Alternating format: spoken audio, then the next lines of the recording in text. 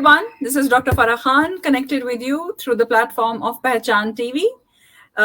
Extremely grateful to Shafaq Jafri for providing us with an opportunity, and a very, very, very warm welcome to Nathan. Thank you so much, Nathan, for giving us your time today. Thank you for having me.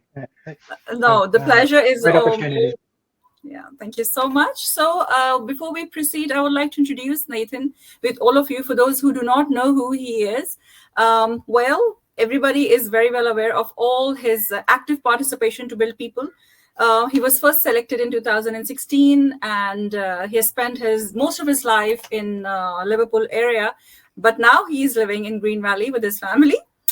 You know what? Why Nathan has been playing a very, very active role?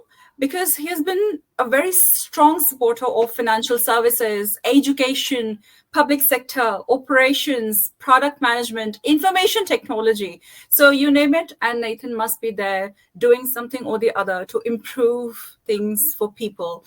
And now we wish him all the very best for the coming up elections. And so Nathan, we would like to learn from you that what would you like to share as a message, and what are your thoughts about women empowerment and how important it is for ladies today? Yeah, look, it's a critical part of our democracy. So if we don't have a parliament that reflects our community, then we're not doing democracy properly. So we have about 50% women in the population. So I think we should work towards 50% women in parliament, and that's across the board. We need women from all different backgrounds and cultures in our parliament to represent those different voices and perspectives. So the more diverse and representative our parliament is, the better democracy we're going to have. That's amazing, Nathan. Thank you so much for elaborating on that. So connecting from here only, what I would like to understand, that you talk about democracy, but what would you like to comment or maybe suggest those sisters and girls and ladies who've been suppressed, oppressed, and not allowed to voice their opinion and talk about their rights? Well, there are plenty of services available in around Sydney and New South Wales. I was actually at an event last night for Harmony Dinner, and there was a woman who came here from Vietnam as a student, and she was in a relationship that was controlling and didn't, sort of stop what she could do. But as part of being a student, she was able to engage with services through her university and some of the local social work organisations. And from there, she eventually gained the trust of someone and told her story, and now she's a very successful independent woman. But I've heard many stories like that. You just need those people that you can trust to speak up and voice your concerns and be the person you want to be. That's so amazing. I love the last statement you said, be the person you want to be. But do you really think so? That's easy to do and implement for the girls these days? No, certainly not. Look, I'm a white man, as you can tell. A lot of structures and institutions that we live in have been built by white men. So it's easy for me to say that, but I know that it's much more difficult to live that experience and try and fight through that. So I think that the best thing to do is to know that you're not alone. And that there are many other strong, powerful, inspirational women that have come before you, and that you should look at them as inspirations and know that you're not alone. That's amazing. So Nathan, my next question to you would be that if, as a naive person, if I have to ask, if I don't know you in person, or if I don't know your political activities and participation, and as a naive person, if I have to know you, why should I vote you? What is there different which I can expect from you and you can help me with? Why people should come and support you and vote you? Yeah, so you spoke a little bit about my biography at the beginning, but I've lived in Southwest Sydney my entire life. I've got a multicultural family. My wife is from a Chinese Vietnamese background.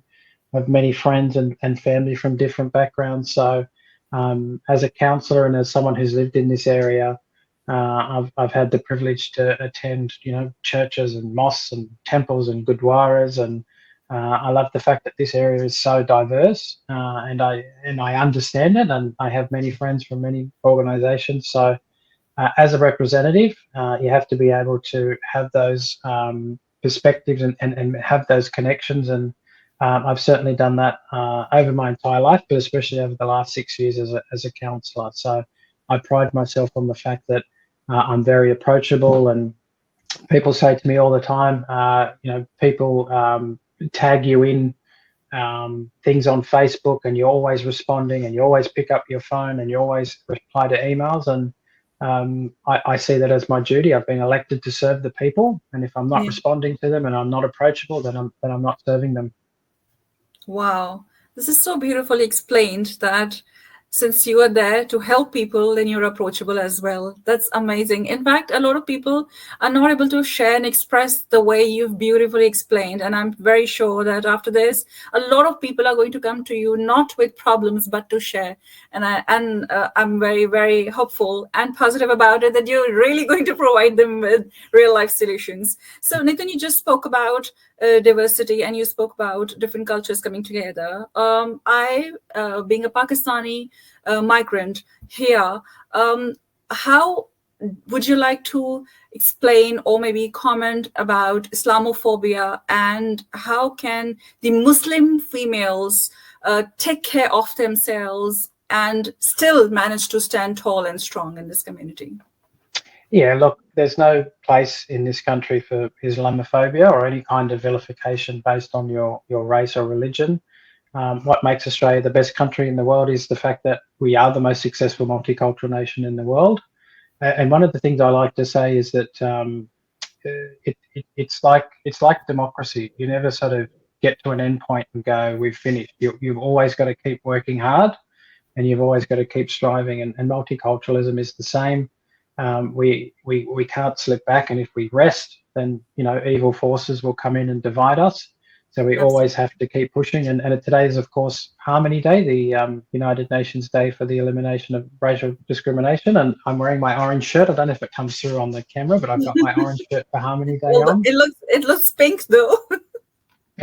It does. The lighting's not very good here, but trust me, Yeah. it's an orange shirt. But look, I've always been a good friend of the Muslim community here, and we're coming up to Ramadan, and Oh I always yeah. look forward to Ramadan, and I always attend the iftars, and I've been there for the good times, but I've also been there for the not so good times. And we had the Christchurch incident several years ago, and I know I attended a number of mosques to stand in solidarity with my Muslim brothers and sisters, because again, that act was a disgraceful, abhorrent act, and we have to step up. It's not just up to Muslims; it's up to all Australians and all people to stand up when one person's attacked, or people are attacked because of their faith or their religion. So, the same goes for any religion or any race. We have to stick up, and we have to fight for these things. And it goes back to my original point that we can't just pat ourselves on the back and go, look, Australia's the greatest multicultural nation in the world. We have to continually push and have to continually reinforce and stick up for everyone. Wow. Thank you so much, Nathan, because how you've put it into words, probably nobody else would do so much justice with how you've explained it. And with this support and comfortable answer, a lot of people from Muslim community, Pakistani community will understand the perspective, and of course, be there contributing, participating as much as they can, and to tell you that you've become really, really famous in Pakistani community, especially because of your warmth and compassion you hold for us. And we hope and we look forward to see you and welcome you in most of the events we are going to have in the community. Hearing Ramadan and Iftar from you, of course, is a very, very beautiful feeling and a gesture. And before we wind up, I would like you to just say happy Ramadan to everybody, because we're going to be starting it in a month, in a day, sorry. So it's going to start right now. And your last message. Well, of course, Ramadan Kareem for everyone, celebrating from tomorrow. And my last message is, we have an election coming up in 4 days, and it's important that we elect members of our community that understand and represent our community and know our community and will be there in the good times and the bad times. And I think if you know me and you know my record, you know that I have been there for the Pakistani community and for every community, and I'll fight for all of us if I'm privileged to be elected on March 25th. Oh, inshallah. Our prayers are with you, God willing. Our prayers are with you, Nathan. Thank you so much for your precious time. We do understand that your commitment and your schedule must be really tight, but we're so humbled to have you today for the interview. Thank you so much for the opportunity, and I'd love to come back at any time where you'd have me. So thank you so much. On behalf of entire OSPAC Women Association, I would like to thank you once again for your participation and your eternal unconditional support wherever OSPAC Women Association goes. So from here, we would like to sign off. Me, Dr. Farah Khan, Vice President, OSPAC Women Association, with loads and loads of prayers. And again, a very humbled and thankful heart for Nathan for providing us with his precious time. Thank you so much. Thank you.